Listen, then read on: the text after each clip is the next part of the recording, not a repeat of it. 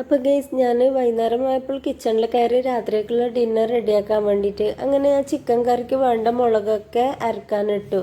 എന്നിട്ട് ഞാൻ സവാള ഒക്കെ അടുപ്പത്ത് വെച്ച് ചിക്കൻ കറി റെഡിയാക്കാൻ വേണ്ടിയിട്ട് ഇതൊക്കെ ഇട്ട് നല്ല വറ്റിയ ശേഷം മുളകൊക്കെ ഞാൻ ഇട്ട് അളക്കുന്നുള്ളത്. അതിനിടയിൽ ഞാൻ ഇഞ്ചി വെള്ളം കൂടി ഉണ്ടാക്കുന്നുണ്ട് ഉസ്താദിന് വേണ്ടിയിട്ട്. എന്നിട്ട് മുളക് തളിച്ചപ്പോൾ അതിൽ ചിക്കൻ എടുത്ത് വെച്ച് എന്നിട്ട് പത്തലിനുള്ള അരിയൊക്കെ ഞാൻ അരക്കാനിട്ട് അരച്ചതിന് ശേഷം ഇതൊക്കെ പുതുക്കി ഉണ്ടാക്കാൻ വേണ്ടിയിട്ട് എന്നിട്ട് ഞാൻ ഇതിനെ ഒക്കെ എടുത്ത് ഉണ്ടാക്കി പത്തൽ ചുടാൻ തുടങ്ങി. ഒറ്റക്കായതുകൊണ്ട് എനിക്ക് ഹെൽപ്പിന് വരാറുണ്ടായിരുന്നില്ല. അങ്ങനെ ഞാൻ ലസാനം കൂടി കിച്ചണിലേക്ക് വിളിച്ച് അവളും പാവം ഉണ്ടാക്കി തന്നു. എന്നിട്ട് ഞാൻ പത്തലൊക്കെ ഇവിടെ റെഡി ആയിക്കൊണ്ടുള്ളത് കുറേ വേണമല്ലോ. എന്നിട്ട് ലസാണെങ്കിൽ പാവമൊക്കെ അവിടെ പോയി അടിച്ച് പാരുന്നൊക്കെ ഉണ്ടായിരുന്നു. ഇതൊക്കെ കഴിഞ്ഞ് ഞാൻ ടിഫിനിൽ അപ്പവും കറിയൊക്കെ ഇട്ട് അപ്പോഴൊക്കെ അവർ വന്ന് ലത ഇതെടുത്ത് കൊടുത്തു.